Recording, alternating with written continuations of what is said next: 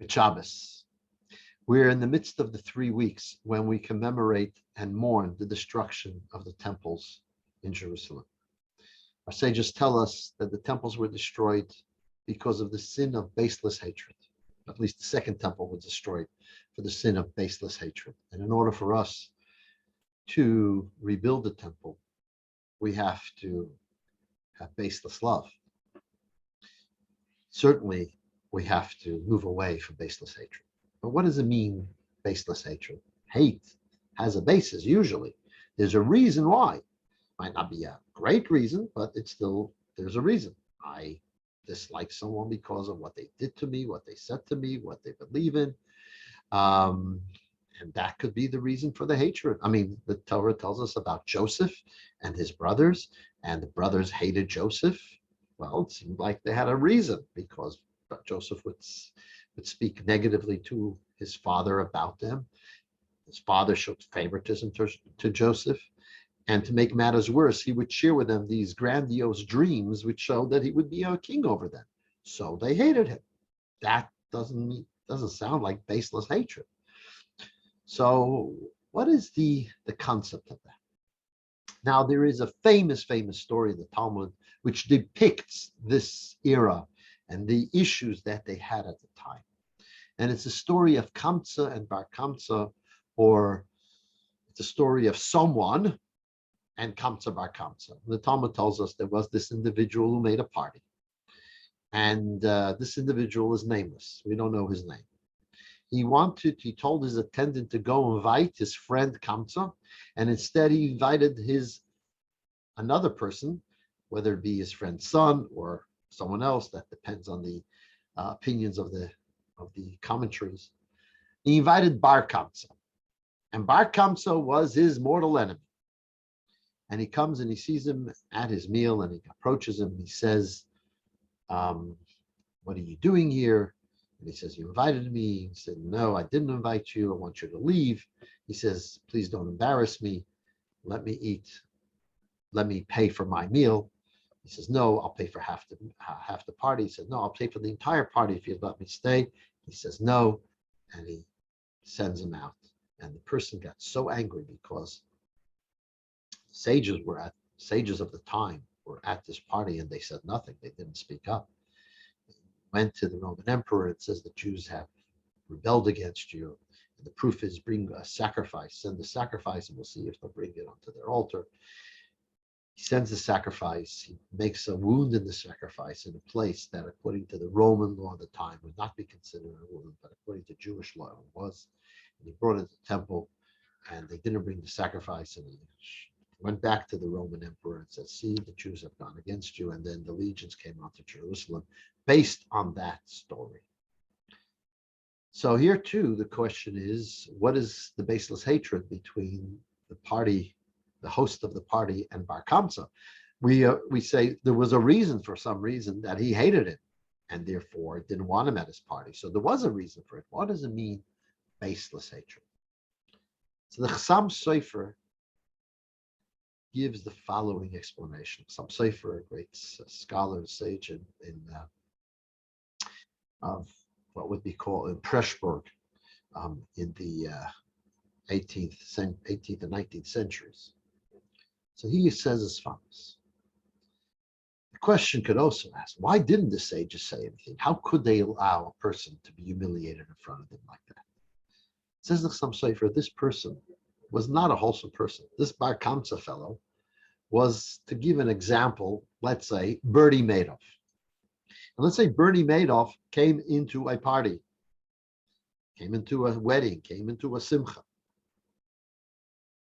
And you're not going to allow him to pay for your meal. You're going to ask him to leave. Someone so terrible who did such terrible things, wouldn't you ask the person to leave? And the sages, well, they wouldn't sit with someone be seen to sit with someone of that character, someone who does such terrible things. They wouldn't. They probably would have left. So the host of the party probably felt, hey, if I let this guy stay, all my other guests are going to leave. I can't let him stay. I got to tell him to go. And in that case, this is where the Talmud tells us that this too is considered baseless hatred. But why baseless? The guy is a terrible person. What's baseless there? Some Sefer says that even if there's justification for the dislike and the hatred, but it's not fully justified. It's not justified to the extent that you can't sit together. Even if the guy is a bad guy and he's done wrong things, that doesn't mean we should cancel him out. It doesn't mean that we should have nothing to do with him. Because even a person like that, deep within them has something good as well. There's no one that is absolutely lost or lost cause. And therefore, we cannot define the person by the bad things they did. Think about oneself. Do you ever hate yourself? Sometimes we hate what we've done. We say, I did something so stupid. Ugh, what a shame. Why did I do that? You could even use the term, I hate myself for that. But do you really hate yourself? No, you hate what you did. You love yourself. Same thing with family members. Sometimes you could really be upset about something, but you still love them because they're your family, because you see good in them. You don't define them by the negative. They have much more than that. And this is what the Chassam Sofer says means baseless hatred. Hey, baseless hatred means that even if there's a logical reason for why you don't like somebody, to then cancel them, to then feel that the entirety of the person is poison and I have nothing to do with them, that is considered baseless hatred according to the Torah. And that's what has to be rectified. We can disagree vehemently. We could tell people that their position is poisonous.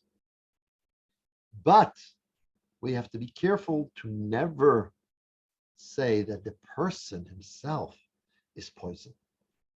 Position might be negative.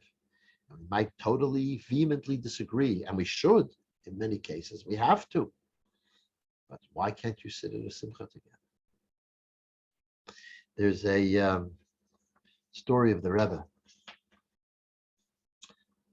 that there was a writer, an Israeli writer, a journalist. His name was Eliyahu Amikam. He was a journalist for Yediat Achronot. And he came to the Rebbe in 1967, in Kippur 1967. And he came Sukkot time, and the Rebbe gave him a piece of honey cake, which is what you give out at that time. Gave him a piece of honey cake and blessed him with a sweet year. Then the Rebbe looked at him and he says, that's not how you write about a fellow Jew. Well, he was shocked, taken aback. He wasn't ready to get that critique from the Rebbe. But the Rebbe basically told him was related to the following. There was a Chaber Knesset. There was a parliamentary parliamentary member in Israeli Knesset. He was there for 41 years. His name was Meir Vilner. He was far, far left. Involved the Communist Party with the Arabs who don't want Israel, Jews in Israel. And he absolutely attacked, the day after Yom Kippur of that year, he attacked the IDF for the 6-Day War. They were really, really far, far left and someone who totally did not support Israel. And